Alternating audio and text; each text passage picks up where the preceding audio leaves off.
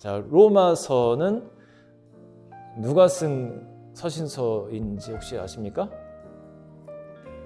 네, 바울입니다. 대부분의 서신서는 바울이 썼어요. 그리고 로마서 어디에 보낸 서신서일까요? 이게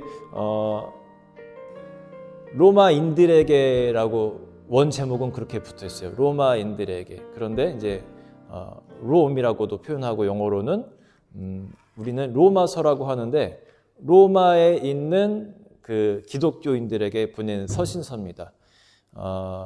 바울이 전도 여행 중에 이제 1차, 2차, 3차 이렇게 전도 여행을 다니는데 전도 여행 이제 3차 전도 여행 중에 고린도에서 잠시 머무는 동안에 로마 사람들을 기억을 하면서 그들에게 하나님의 복음을 좀 전해야 될 어떤 필요성을 느끼게 됩니다. 또 조만간 로마를 내가 방문하겠다라는 그런 계획도 로마서 이제 마지막 부분에 담으면서 먼저는 그 16장으로 이루어진 이 로마서 초반에는 복음이 무엇인지에 대해서 알려주세요. 로마에 있는 교회, 이제 완전 초대교회죠. 어떤 사람들이 있었을까요? 로마 교회. 우리 엑시터 교회를 한번 상상해 보세요. 이 엑시터가 이제 로마인들이 만든 도시거든요. 처음에 이제 로마에 있는 그런 교회랑은 다르지만 엑시터 교회를 생각하면서 로마 교회는 어떤 사람들이 이렇게 구성되어 있었을지 두 종류의 사람들이 있었습니다. 첫 번째는 유대인 디아스포라. 그러니까 원래가 하나님을 믿는 사람들이에요. 원래부터 조상 대대로 하나님을 믿어온 사람들. 그러니까 그 유대에 살던 사람들이 해외로 나간 겁니다. 그 사람들을 디아스포라라고 불렀어요. 우리는 그걸 어떤 디아스포라입니까? 여기서? 우리는 코리안 디아스포라라고도 볼 수 있어요. 우리는 코리안 디아스포라 처치 멤버들입니다. 로마에 있는 교회에는 유대인 디아스포라 사람들이 있었고 그리고 또 하나의 종류는 헬라인이라고도 표현이 되는 이방인들입니다. 유대인들은 굉장히 소수였고요. 대다수는 이제 막 그리스도 교회에 대해서 관심을 갖는 헬라인들, 이방인들이 교회로 들어오기 시작했습니다. 이제 유대인들은 원래 예수님을 믿는 사람들은 아니잖아요. 그죠? 지금도 저기 유대인들은 예수를 믿지는 않습니다. 그냥 역사 속에 존재했던 인물, 조금 특별했던 분, 하나님의 선지자 중에 하나 정도로 여기는 그런 예수로 여전히 생각을 합니다. 그런데 여기 로마에 와 있는 이 그리스도인이 된 유대인들은 예수 그리스도의 은혜를 경험을 한 사람들이에요. 예수 그리스도의 어떤 이적도 경험했고 마가 다락방에서 막 방언이 막 터지고 이런 성령 체험하는 것들을 직접 경험한 사람들도 있었을 것이고 그것들을 이제 전해 들은 사람들도 있었을 겁니다. 아무튼 예수 그리스도가 메시아인 그 사실에 대해서 깨닫기 시작한 사람들, 십자가에서 분명히 죽었는데 다시 살아나는 것을 직접 목도한 사람들도 있었을 것이고 전에 들은 사람들도 있었을 겁니다. 이런 사람들, 예수님을 아무튼 경험한 전통적인 그 유대인 사람들이 일부 와서 이 로마 교회를 이루게 된 거예요. 그리고 전도가 된 거겠죠. 네. 자, 우리 새로운 청년도 환영합니다. 어서 오세요. 네. 조금만 일찍 왔으면 우리 소개를 했었어야 되는데 우리 이따 식사하시면서 같이 또 나누시기 바랍니다. 이렇게 두 종류의 사람들이 있는 교회에 바울은 편지를 보낼 필요성이 있었습니다. 복음을 담을 필요성이 있었어요. 왜 그러냐면 이 로마 교회는 초대교회 다른 교회들과 비교했을 때 독특한 차이점이 하나 있었습니다. 그게 뭐냐면 어떤 사도에 의해서 세워진 교회가 아니었어요. 그러니까 오늘날로 말하면 평신도들끼리 모여서 교회를 이렇게 세우게 된 그런 상태에 있는 겁니다. 목회자가 없는 교회예요. 지도자가 없는 교회. 그러니까 어떻게 했어요? 행복하다? 목회자가 없으면, 제가 없으면 여러분 가끔 좋으시죠? 뭔가 좀 왠지 자유로운 것 같고, 이참에 교회 좀 한번 빠져도 티 안 날 것 같고, 모르겠어요. 아무튼 목회자가 없었습니다. 그러다 보니까 제대로 된 가르침이 있기가 어렵고 제대로 된 목양이 있기가 어렵습니다. 요즘에도 사실 이런 경우가 있어요. 목회자가 없는 교회들이 간혹 있습니다. 여전히 저희가 이제 우리가 이 유럽에서 살고 있지 않습니까? 유럽의 교회들은 가끔씩 목회자가 비는 경우들이 종종 있습니다. 평신도들끼리 정말 우리 교회를 세웁시다 해가지고 이렇게 모여서 교회를 세우는 경향들이 가끔씩 생깁니다. 그러면서 이 공동체가 형성되고 목회자를 초청하는 그런 교회들이 있어요. 그러기까지 6개월, 1년 동안 목회자 없는 교회들이 있을 때가 간혹 있습니다. 또 가끔은 그 목회자가 갑작스러운 이유로 부르심을 받거나 그럴 경우에 또 갑자기 떠나게 되는 경우도 있습니다. 그러면 예상치 않게 또 6개월, 길게 1년씩 그 목회자 없는 공백기를 갖는 교회들이 있습니다. 또 어떤 교회는요, 목회자는 있는데 목회가 잘 안 되는 그런 곳도 있어요. 분명히 있긴 있는데 공식적으로는 그 오피셜하게는 그 헤드 오피스에 보면은 명단이 분명히 있습니다. 목회자 명단이 있습니다. 그런데 실제로는 목회를 거의 안 하는 듯한 그런 분위기의 교회들도 종종 있습니다. 두 경우 다 참 이렇게 사실 조금 안타까운 경우죠. 여러분은 제가 있는 것을 기뻐해야 돼요, 여러분. 네. 이렇게 있으니까 그 존재의 그 소중함을 여러분이 모를 수도 있는데 그럴 수가 있어요. 우리 한국같이 이렇게 목회자가 넘쳐나는 교회들은 그런 나라들은 그런 일이 좀 적지만 이런 유럽 땅에서는 그런 일이 비일비재합니다. 우리 이번에 우리 같이 신년성에 갔던 우리 청년들은 어쩌면 이제 봤을 수도 있지만 느꼈을 수도 있지만 어쩌면 또 못 느꼈을 수도 있겠구나. 그 중에는 굉장히 어렵게 살아가는 그런 교회들도 있고 어려움에 처한 교회들도 꽤 있습니다. 자, 이러한 상황 속에서 바울은 그들에게 복음을 알려줄 필요가 있었어요. 예수 그리스도의 복음이 이런 것이다. 지금 너희들이 그런 가르침과 어떤 치리 하에 있지 않기 때문에 막 우왕좌왕하는데 이때 로마서를 통해서 두 가지 핵심적인 내용을 이제 전해주세요. 그게 뭐냐면 첫 번째가, 자, 다음 넘겨줄까요? 이신칭의라는 교리입니다. 이신득의라고도 해요. 제가 이제 설명을 해드릴게요. 영어로는 justification by faith라고도 표현할 수가 있습니다. 자, 이신득의는 뭐냐면 이게 이제 한문인데 순서가 우리나라 말하고 좀 다르다 보니까 믿음으로 의롭다 칭해진다. 믿음의로 의롭다 칭해짐. 이거 같은 말인데 믿음으로 의를 득한다의 뜻이에요. 믿음으로 의로워진다라는 뜻입니다. 하나님 입장에서는 이렇게 표현할 수 있고요. 믿음으로 의롭게 칭한다. 우리 입장, 사람의 입장에서는 믿음으로 의로움을 득한다의 교리입니다. 아까 말씀드린 것처럼 유대교 사람들이 있었습니다. 유대교 출신의 그리스도인들.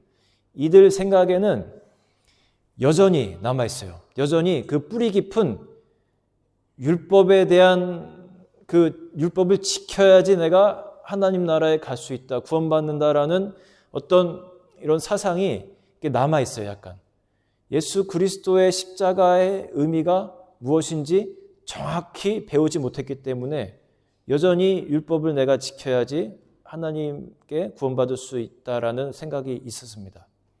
여전히 할례를 행해야 된다. 이제 우리나라 말로 하면 이제 그 포경 수술인데 유대인의 어떤 그 증표 같은 거였습니다. 할례를 받아야 유대인이다라든지. 지금도 유대인들은 이스라엘에 있는 유대인들 또 디아스포라 유대인들은 율법을 지켜야지 하나님께 이렇게 구원받을 수 있다라는 그런 사고 속에 여전히 살아갑니다. 그래서 이스라엘에 가서 거긴 토요일이 이제 우리의 주일 개념이니까 엘리베이터를 타죠. 그러면 유대인과 함께 타면은 이제 그런데요. 유대인이 이렇게 눈치를 준대요. 그럼 뭐요? 하면 그 숫자 누르라고 3. 네. 그럼 그걸 눌러줘야 돼요. 이방인들이. 이것도 왜냐? 1이니까. 안식일 날은 일하지 말라라는 계명이 있기 때문에 이것 역시도 일이라고 생각해서 옆에 탄 이방인에게 이렇게 부탁을 합니다. 이제 아주 간단한 그런 예인데 그래서 요즘에는 유대인들만 타는 엘리베이터가 있다고 해요. 모든 층마다 씁니다. 이게 무슨 전력 낭비고 시간 낭비고 그래요. 여호와의 증인이라든지 뭐 제7일 안식일 교라든지 여전히 율법주의에서 벗어나지 못한 부분들이 많이 있어요. 토요일, 정통적으로 토요일이 안식일인데 그래서 우리는 토요일만을 주장해야 된다. 여러 가지 이유를 들면서 율법에 여전히 빠져서 헤어나지 못하는 그런 사람들이 많이 있습니다. 로마 교회 사람들은 어떻게 보면 더 했겠죠. 이제 막 유대교의 그 물이 아직도 남아있는 상태에서 예수 그리스도와 그 십자가의 죽음과 부활이 도대체 나에게 무슨 의미인지 그것을 알지 못하는 상태인 겁니다. 그래서 이신득이 믿음으로 의를 득한다. 이 교리를 여기에 보면 이 로마서의 16장에 이 교리가 계속해서 나옵니다. 왜 이것이 필요하고 어떻게 이루어지고 이렇게 의신득이를 경험한 사람들은 어떻게 살아가야 되는지 그거에 대해서 이 이신득이의 렌즈로 계속해서 이 성경을 기록을 하고 있어요. 이런 것과 마찬가지입니다. 여러분 혹시 빚을 져본 적 있어요? 여기 혹시 한국에 내 이름으로 된 아파트 갖고 있는 사람 있나요? 우리 금수저 청년 누가 있나 혹시? 아무도 손을 안 들겠지만 요즘 영끌하는 우리 2030 청년들은 한국에서 요즘은 아니지만 작년, 재작년까지 엄청나게 그 빚을 다 끌어 모아서 아파트를 샀습니다. 그런 시대였습니다. 그런데 이제 아파트 값이 막 하락을 막 이렇게 조짐을 보이면서 지금 막 어떻게 해야 될지 모르고 파산하고 이런 사람들이 있어요. 그런데 만약 은행에서 이제 가정을 한번 해보자면 당신에게 있는 10억의 그 주택 담보 대출 그냥 페이오프 하지 않는 것으로 합시다. 라고 만약에 은행에서 통지서를 써주고 여기에 사인만 하라고 한다면 여러분 어떻겠습니까? 어떻겠어요? 실감이 안 와요? 뭐 해봤어야 알지 우리가? 실감이 안 오겠죠. 나의 힘으로 매달 그 원금을 갖고 이자를 갖고 하는 그 행위로는 도저히 이 뭐 1, 2%의 그 레이트에서 지금 갑자기 막 예를 들어서 10%의 이율로 올라가는 상황이라면 도저히 갚을 수 없는 그 젊은이들을 향해서 은행이 또는 때로는 정부가 이것을 페이 오프 해주겠다라는 증서를 주면서 여기에 사인만 해라. 그러면 다 해줄게. 이런 것과 지금 비슷한 상황인 거예요. 너의 행위로는 할 수 없는 것을 내가 안다. 그래서 내가 너에게 은혜를 준다. 이게 이신득이 이신칭일의 개념인 거예요. 저도 빚이 있습니다, 지금. 여기서는 이제 무기지라고 하죠. 저도 빚이 있는데 가끔 상상을 해봐요. 은행에서 그냥 페이오프 해준다는 소식 혹시 안 주나? 가끔 그냥 엉뚱한 생각을 한 번씩 해봐요, 그냥. 그러면 참 좋겠다. 이것만 없어도 참 편안하게 살겠다. 그런 은혜가 있으면 얼마나 좋겠냐. 그런데 이와 비슷한 일이 한 번 있었어요. 우리 교회가 기독교 대한감리회에도 함께 소속되어 있습니다. 우리 영국 교회에도 소속되어 있지만 브리티시 메소디스트 처치에도 있지만 우리 교회는 특별한 경우이기 때문에 기독교 대한감리회에도 소속이 되어 있어요.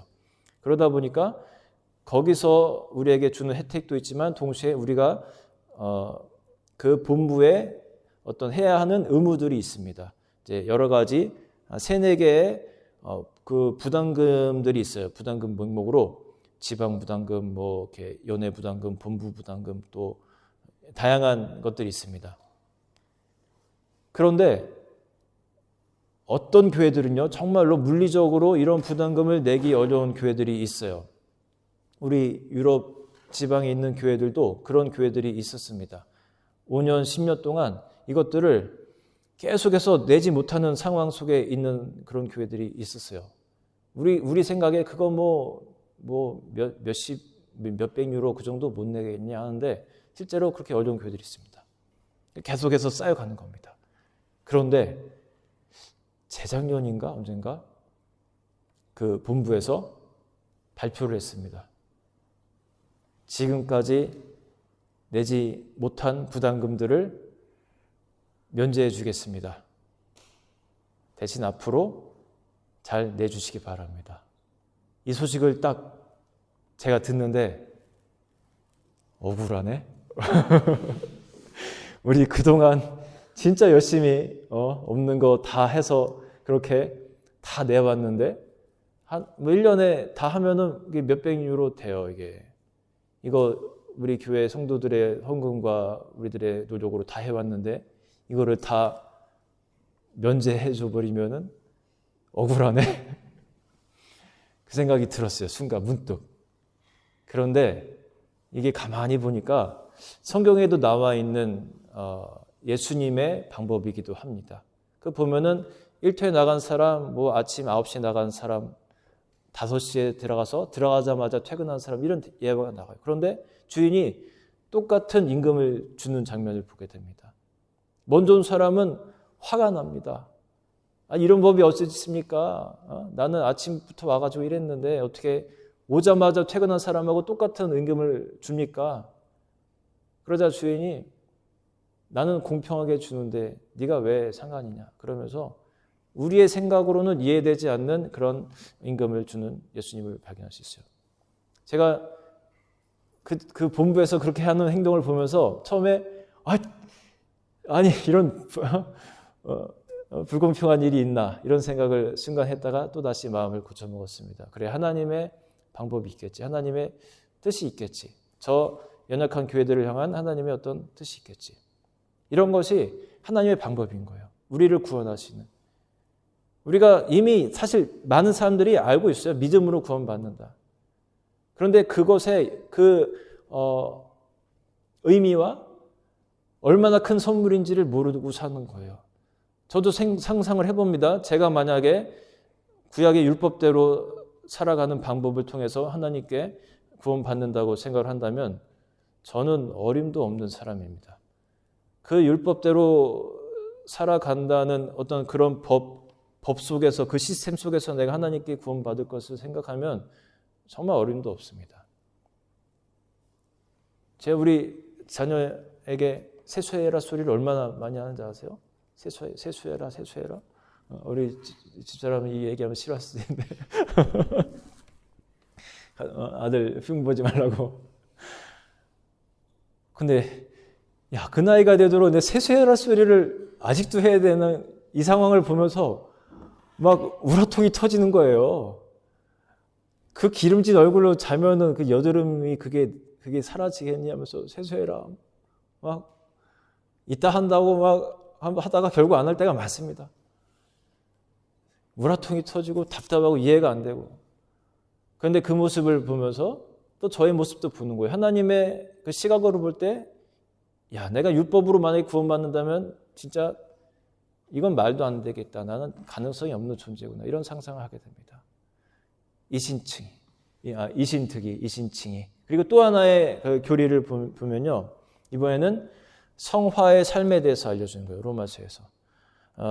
sanctification이라고 하는데 우리가 믿음으로 구원받은 이후에 성화되어 가는 것에 대해서 또 로마서는 말하고 있어요.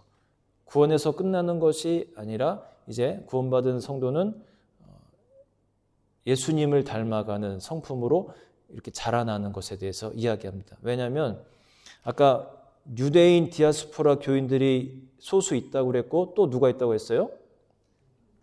이방인, 헬라인들이 있다고 했잖아요. 이 이방 헬라인들의 생각에 뭐가 있었냐면 이제 복음을 막 들으면서 약간 얕게 들은 거죠. 예수님을 믿는 사람들은 그 십자가를 생각하고 그 십자가에 내가 뭐 동참하고 같이 죽으면 모든 죄가 다 사해진다. 이런 게 믿음이고 복음이구나. 그거 참 좋네.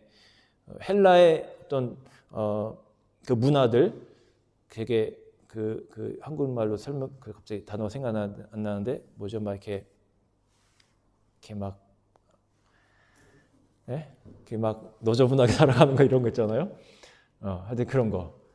그런 삶을 헬라인들이 살아갔습니다. 문화가 좀 그랬어요. 이렇게. 그래서 그들에게는 이런 이신득이의 이런 신앙이 되게 달콤하게 들려졌을 겁니다. 십자가에 내가 예수님과 함께 죽으면 내 죄가 다 사해지는구나. 그리고 한 번 다 사해지는 것이 아니라 앞으로의 미래 죄까지도 다 사해진다라는 뭐 이런 막 얘기들을 막 하니까 이게 너무너무 달콤하게 들려지고 그들의 생활은 변화가 별로 일어나지 않습니다. 실제적인 생활은 비슷합니다. 마음의 변화만 일어났을 뿐 실제적인 모습들은 그대로 가는 겁니다. 그래서 이 성화의 삶에 대해서도 로마서는 강조하기 시작하는 거예요. 자, 오늘 본문 말씀을 한번 잠깐 보고 이제 정리를 해볼게요.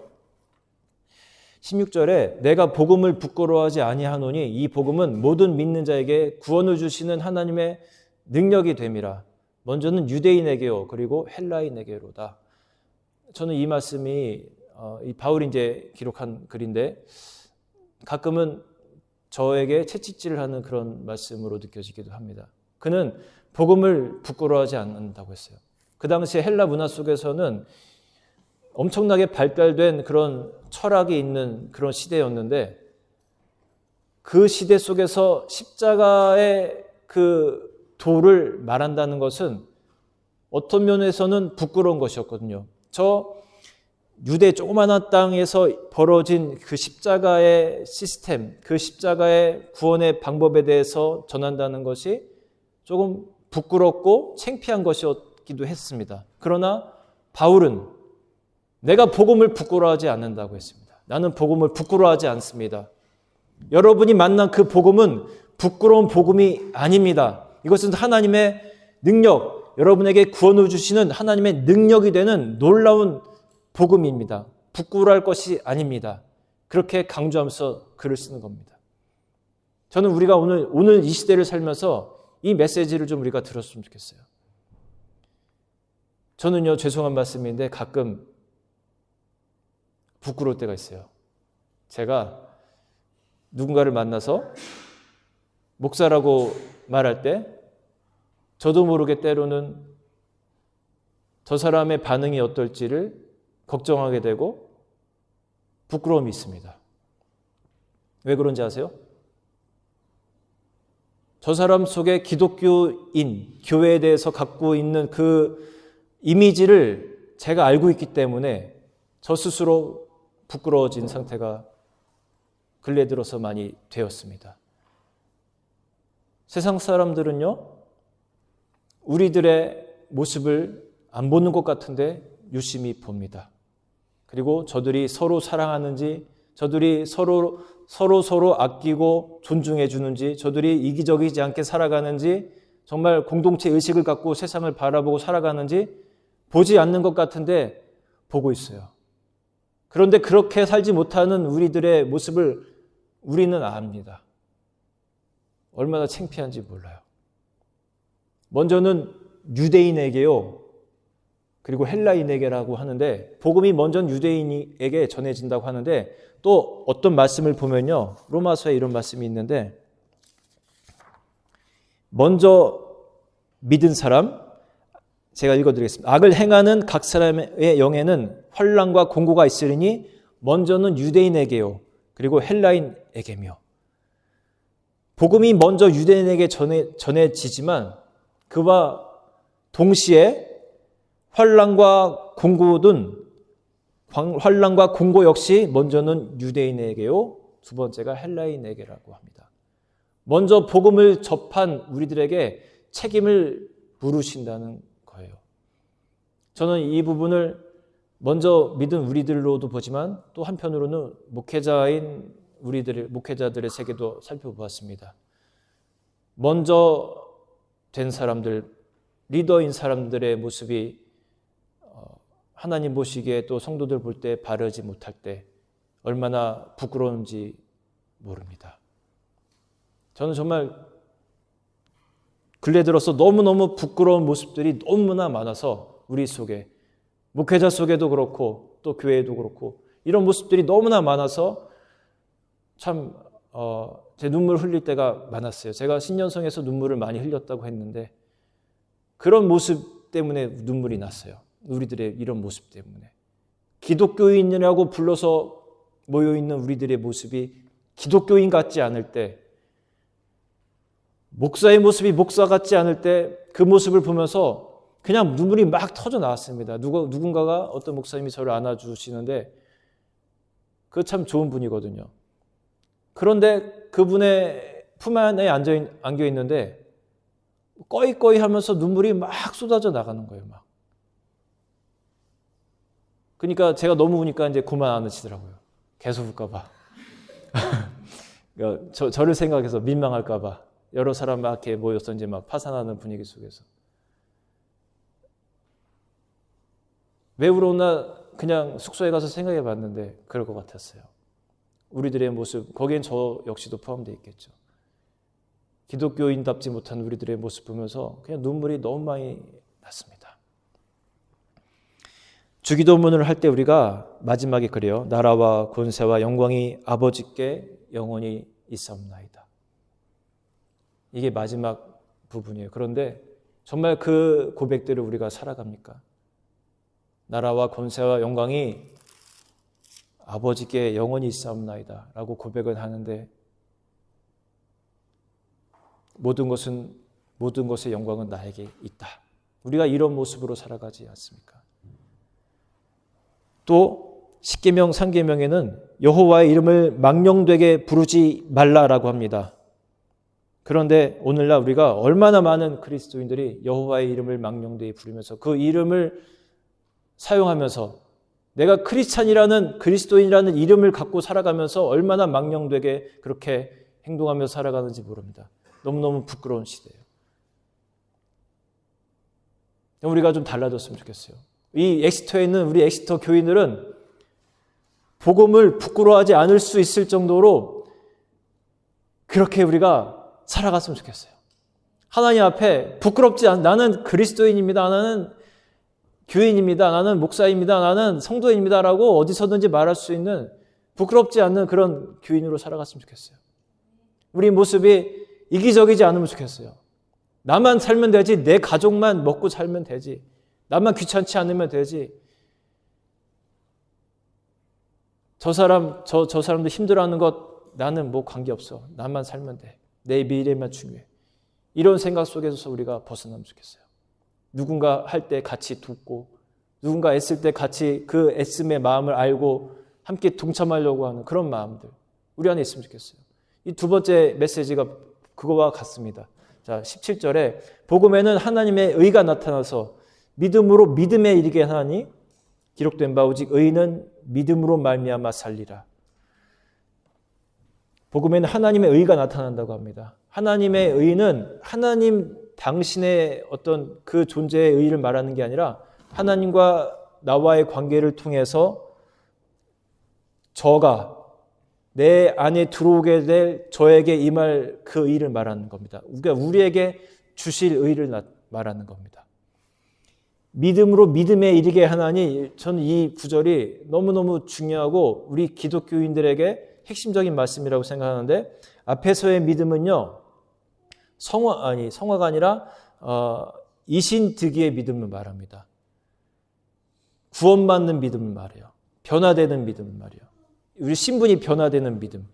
그런데 뒤에 나오는 믿음은 뭐냐면, 믿음에 이르게 한다는 것은, 여기서의 믿음은 이제 성화로서의 믿음을 말합니다. 구원받은 상태에서 머물러 있는 것이 아니라 구원받은 이후의 삶이, 믿는 자의 삶이 어떻게 살아가야 되는지 고민하면서 하나님 말씀을 묵상하면서 살아가는 그 믿음을 말하는 거예요. 성화의 믿음을 말하는 겁니다. 요즘에 그 영상 어떤 걸 봤는데 참 재미있는 게 하나 있었어요. 그 부인과 남편 이야기인데, 부인이 빛을 자꾸 집니다. 남편 모르게 빛을 져요. 그래서 이상하다 하다가 어떻게 알게 되면서 그 빛을 부부니까 다 청산을 해줍니다. 너무너무 고맙죠. 미안하고 고맙고 막 그렇죠.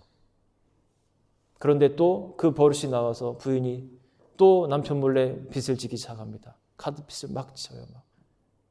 막 쓸데없는 것을 막 사고 뭔가를 막 합니다. 남편이 그게 다르죠. 처음에는 내가 그 빚을 다 탕감을 해줬는데 그 고마움을 모르고, 그 은혜를 모르고, 그 기쁨도 잊은 채 또다시 빚을 지는 남편 몰래 그렇게 빚지는 부인을 보면서 더 이상 용서하지 못하고 이혼을 해야 되는지 막 이런 고민을 하는 그런 케이스의 부부를 본 적이 있어요. 하나님이 우리를 믿음으로 구원을 허락을 하셨지만 거기서 멈춰서는 안 된다는 거예요. 믿음으로 믿음에 이르게 하나니, 성화되어가는 그 믿음까지 자라는 것을 하나님이 원하신다는 겁니다. 여러분, 여기서 멈춰 계시지 마세요. 엑시터 교인들에게 주신 레터로 보시고 믿음에서 더 퀄리티 높은 믿음으로 나아가는 여러분 되시기를 주의 이름으로 축원합니다. 하나님이 기뻐하는 사람으로, 부끄럽지 않은 신앙인, 나는 그리스도인입니다 라고 자신 있게 하나님 앞에 선포할 수 있고 다른 이에게 말할 수 있는 여러분 되기를 주의 이름으로 축복합니다.